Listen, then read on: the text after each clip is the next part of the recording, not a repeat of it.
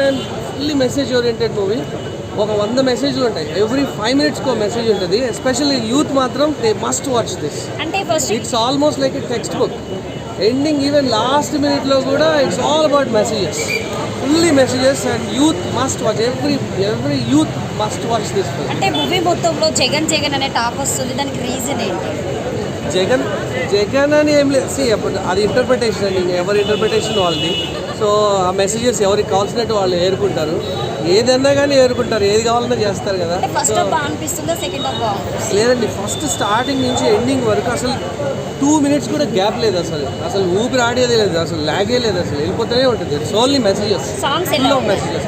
Songs అసలు dope song అయితే ఎక్స్ట్రాడినరీగా ఉంది. అండ్ నా సెట్టింగ్ జరగండి సాంగ్ అయితే సెట్టింగ్ ఎక్స్ట్రాడినరీగా ఉంది ఆ సాంగ్. అంటే ఇప్పుడు సంక్రాంతికి బ్లాక్ బాస్టర్ అనుకోవచ్చు, రికార్డింగ్ సృష్టించలేమని ఉందా? ఎక్స్ట్రాడినరీ అండి ఇది మూవీ మాత్రం. ఫుల్ ఫైట్స్ కానీ అసలు సాంగ్స్ కానీ ఆ దోప్ అన్న కాన్సెప్ట్ చాలా జస్టిఫై చేస్తూ వచ్చారు. ఈవెన్ లాస్ట్లో కూడా ఆ దోప్ ఎందుకన్నది మూవీ చూస్తేనే అర్థమవుతుంది. సో మొత్తానికి చరణ్ గురించి చెప్పాలంటే ఏం చెప్తారు?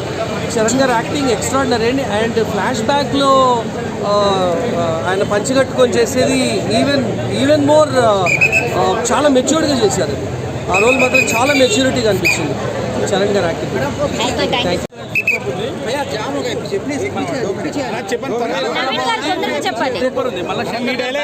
శంకర్ గారు మళ్ళీ ఒకసారి నిరూపించారా? మళ్ళీ శంకర్ గారు మళ్ళీ బ్యాక్ అయిపోయారు మనకు. అండ్ రామ్ చరణ్ గారి పర్ఫార్మెన్స్ దిల్ రాజు గారు పెట్టినటువంటి డబుల్ వస్తాయి అనుకోవచ్చా? డబుల్ ట్రిపుల్ వస్తాయండి. చాలా బాగుంది సినిమా, అందరూ చూడదగ్గ సినిమా. అంటే పర్టికులర్ అందరు ఇది పొలిటికల్ అని చెప్పి చెప్తున్నారు. అసలు మళ్ళీ కళ్ళకు ఇంత గ్రాండియర్ గా చాలా బాగుంది. దిల్ రాజు గారు చాలా బాగా తీశారు. కష్టం అనేది మనకు తెలుస్తుంది థియేటర్లో. మా అబ్బాయి మీ అబ్బాయి అంటే శంకర్ గారికి మంచి కంబ్యాక్ ఇది. అందరూ అంటున్నట్టు ప్రొడ్యూసర్స్ చెప్పాలంటే అంజలి గారి క్యారెక్టర్ మంచి మదర్ సెంటిమెంట్ క్యారెక్టర్ కాబట్టి చాలామంది చూసేది. సూర్య గారి యాక్టింగ్ ఎలా ఉంది? Really sir